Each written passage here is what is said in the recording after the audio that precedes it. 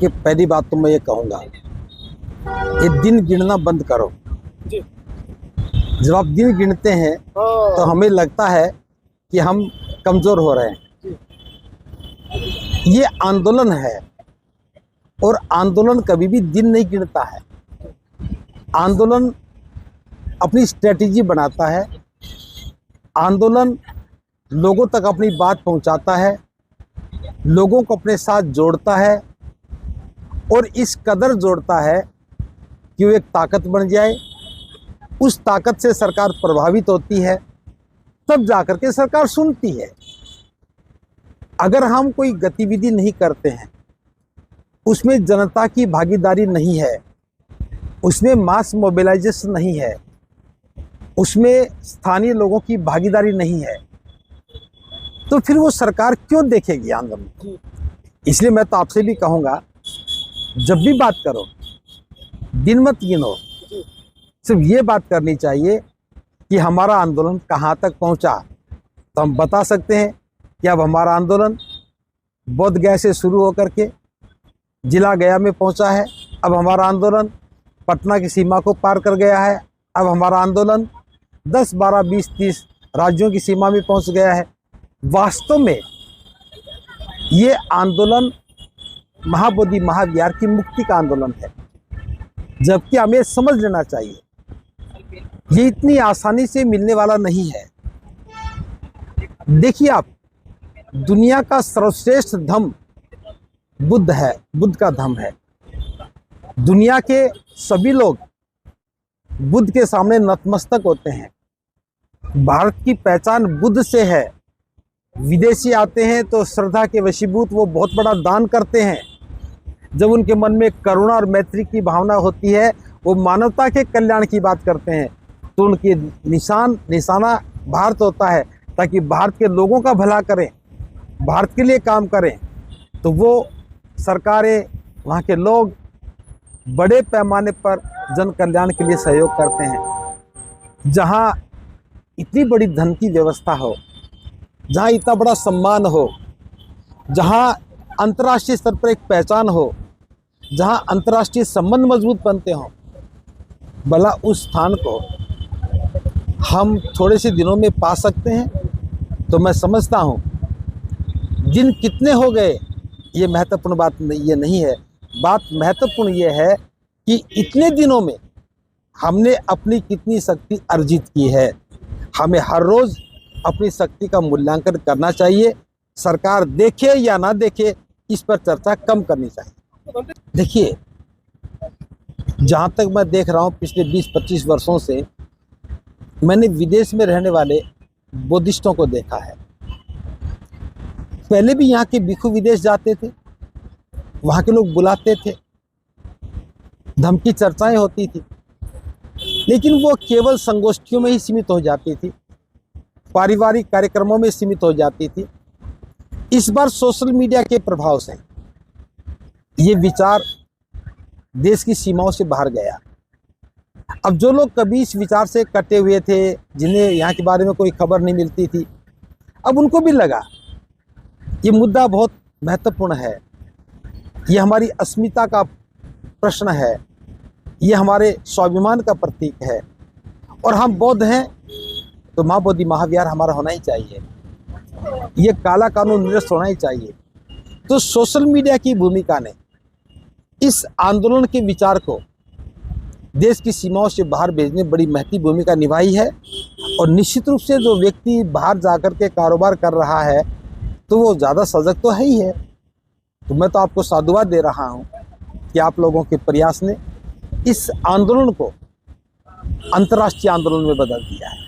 एक तो बाहर की सुंदरता है, एक है अंदर की सुंदरता। बाहर की सुंदरता तो हर ब्यूटिशियन करता रहता है, लेकिन जब बुद्ध की शरण में आते हैं तो बाहर की सुंदरता का महत्व नहीं है, अंदर की सुंदरता। और अंदर की सुंदरता बुद्ध के सिद्धांतों, बुद्ध के विचारों को जीवन में उतारने से आता है।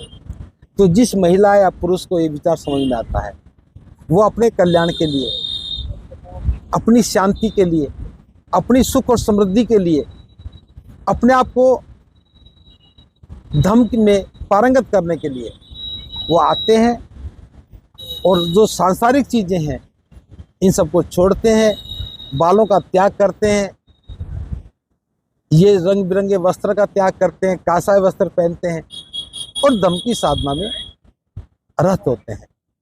कुछ लोग आजीवन के लिए भिक्षु बन जाते हैं, कुछ लोग कम समय के लिए बनते हैं।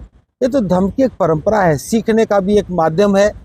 और मैं बताऊं, हमारा प्रयास यही रहता है कि ज़्यादा से ज़्यादा लोग धर्म को समझ सकें। धर्म को समझने के बाद समझ में आता है कि हमें करना क्या चाहिए। मैं आपको बता दूं, मैं आज बोध गया में बैठा हूँ। 28 फरवरी को मैं यहाँ पहुँचा था, उसके बाद लगातार मैं यहाँ बैठा हूँ। मैं अपने आप को बहुत व्यस्त समझता था, लेकिन यहाँ आने के बाद मुझे पता लगा वो व्यस्तता किसी काम की नहीं थी और यहाँ कोई काम करने को नहीं है, सिर्फ बैठते हैं। कभी कभार आप जैसे लोग आ जाते हैं, जो आप लोग आ जाते हैं, कभी कभी बातचीत कर लेते हैं तो अपनी बात कर देते हैं। लेकिन मैं जानता हूँ हम यहाँ बैठ करके कुछ भी नहीं कर रहे, तो भी हम बहुत दूर तक फैलने वाला काम कर रहे हैं। तो मैं समझता हूँ, मुझे तो आज समझ में आया कि बोध गया महाबोधि महाविहार की मुक्ति से बढ़कर दूसरा कोई काम नहीं है। मैं चाहे लाखों लोगों को बौद्ध बनाने में सक्षम हो जाऊं, लेकिन वो काम जब तक कोई महत्वपूर्ण काम नहीं नजर आएगा, जब तक हमारे महाबोधि महाविहार दूसरों के अधीन में रहेगा। यहाँ 20 दिन बैठा रहा, मैं भी सोचता था बिहार के लोग नहीं आ रहे, बिहार के लोग नहीं आ रहे। तो बनते धमशील जी हैं, उनसे मैंने कहा कि आप जाओ गाड़ी का प्रबंध करो। तो वो आगरा गए, वहाँ से गाड़ी लेके आए। उसके बाद जहानाबाद गए, नालंदा गए, ये वो शरीफ क्या है वो बिहार शरीफ गए और राजगीर गए। वो लगभग 12-13 दिन तक क्षेत्र में गुजरे। तब जाके पता लगा कि लोग तो तैयार हैं, हम उन तक पहुँचे नहीं और हमारी बात उन तक नहीं पहुँच पाई। मैं भी 3 दिन के लिए बाहर निकला था, मैं भी 3 दिन के दौरे पर गया, तो मेरे को समझ में आया कि लोग तो तैयार हैं। पहले मैं भी सोचता था बोध गया के लोग क्यों नहीं आ रहे। यहाँ पिंटू जी खड़े हैं, ये सोशल वर्कर हैं। जब इनके साथ बैठ के मंत्रणा की तो इन्होंने भी 50 गांवों में मीटिंगें की। हमारे भिक्षुगण उनके साथ गए और जब लोगों से मिले तो जान के बड़ा आश्चर्य हुआ। लोगों ने जो कहा मैं बता रहा हूं कि बोले जी, आज तक हमें तो किसी ने बताया ही नहीं कि महाबोधि महाविहार हमारा है, बल्कि हमें तो ये कह रखा था वहां मत जाना, वहां कुछ नहीं है।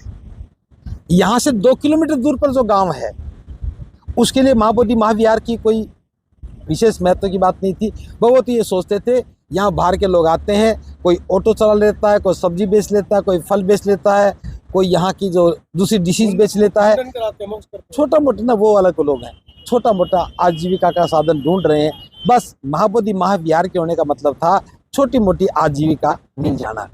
लेकिन आज मैं देख रहा हूँ हर रोज बहुत सारे लोग आते हैं, गांव-गांव से लोग आते हैं। आज उन्हें लगने लगा कि महाबोधि महाविहार हमारा है। तो आपने जब पूछा कि बिहार के लोग क्यों नहीं जुड़ रहे, हमसे गलती हुई थी, हम जोड़ नहीं पाए थे। लेकिन अब हम एक योजना के साथ काम करने लगे हैं। कुछ भिक्षु, कुछ उपासक, कुछ उपासिकाएं बाहर जाने लगे हैं। और मैं कहता हूँ हमें कोई जल्दबाजी नहीं है कि बीटी एक्ट कल निरस्त हो जाए, परसों हो जाए। हम जानते हैं नहीं होगा।